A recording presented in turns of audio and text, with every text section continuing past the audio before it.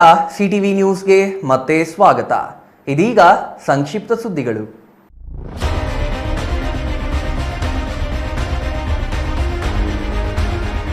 ಹೋರಾಟದ ನೆಲೆಯಾಗಿರುವ ಬಾಗೇಪಲ್ಲಿ ಕ್ಷೇತ್ರದಲ್ಲಿ ಕೃಷ್ಣಾ ನದಿ ನೀರಿನ ಪಾಲು ಪಡೆಯಲು ಸಂಘಟನಾತ್ಮಕ ರೀತಿಯಲ್ಲಿ 2025ಕ್ಕೆ ಬಲಿಷ್ಠ ಹೋರಾಟ ಕಟ್ಟಿ ಶಾಶ್ವತ ನೀರಾವರಿ ಪರಿಹಾರ ಪಡೆಯಬೇಕು ಎಂದು ಸಿಪಿಎಂ ಮುಖಂಡ ಡಾಕ್ಟರ್ ಅನಿಲ್ ಕುಮಾರ್ ತಿಳಿಸಿದರು. ಬಾಗೇಪಲ್ಲಿ ಪಟ್ಟಣದ ಬಿಸಿಎಂ ಹಾಸ್ಟೆಲ್ ಸಮೀಪವಿರುವ ಸ್ತೂಪಗಳ ಬಳಿ ಬುಧವಾರ ಸಿಪಿಎಂನಿಂದ 44ನೇ ಹುತಾತ್ಮರ ದಿನಾಚರಣೆ ಆಚರಿಸಲಾಯಿತು.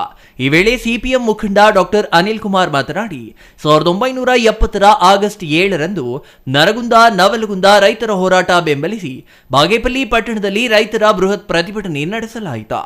ಆ ವೇಳೆ ಆಗಿನ ಗುಂಡೂರಾವ್ ಸರ್ಕಾರದ ಪೊಲೀಸ್ ಗೋಲಿಬಾರ್ ನಡೆಸಿದ್ರ. ಈ ಘಟನೆಯಲ್ಲಿ ತಾಲೂಕಿನ ದದ್ದಿಮಪ್ಪ ಮತ್ತು ಆದಿನಾರಾಯಣ ರೆಡ್ಡಿ ಎಂಬ ಹೋರಾಟಗಾರರು ಸಾವನ್ನಪ್ಪಿದ್ರ. ಅವರ ಸ್ಮರಣಾರ್ಥ ಪ್ರತಿ ವರ್ಷ ಹುತಾತ್ಮರ ದಿನಾಚರಣೆ ಮಾಡಲಾಗುತ್ತದೆ ಎಂದು ತಿಳಿಸಿದ್ರ. ಬಾಗೇಪಲ್ಲಿ ಭಾಗಕ್ಕೆ ಕೃಷ್ಣಾ ನದಿ ನೀರಿನಲ್ಲಿ ಪಾಲು ಬರಬೇಕಿದೆ. ಅದನ್ನ ಪಡೆಯಲು ತೀವ್ರ ಹೋರಾಟಗಳು ಅಗತ್ಯವಿದೆ. ಹೈಕೋರ್ಟ್ ತಿಳಿಸಿರುವಂತೆ ಯಾವ ಭಾಗಕ್ಕೆ ಎಷ್ಟು ಪ್ರಮಾಣ ನೀರಿನ ಹಂಚಿಕೆಯಾಗಿದೆ, ಮಳೆ ಪ್ರಮಾಣ ಮತ್ತಿತರ ವಿಚಾರಗಳನ್ನ ಆಧರಿಸಿ 2025ರ ವೇಳೆಗೆ ಕೃಷ್ಣಾ ನದಿ ನೀರಿನ ಹಂಚಿಕೆಯ ಕುರಿತು ಮನವಿಗಳನ್ನ ಸಲ್ಲಿಸಲಾಗುತ್ತದೆ.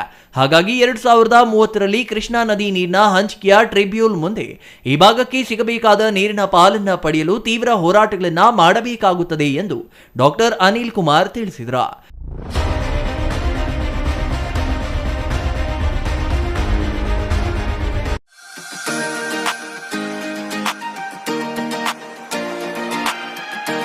ಬೆಂಗಳೂರಿನ ವಸಂತ ನಗರದ ಮಿಲ್ಲರ್ಸ್ ರಸ್ತೆಯ ಅಂಬೇಡ್ಕರ್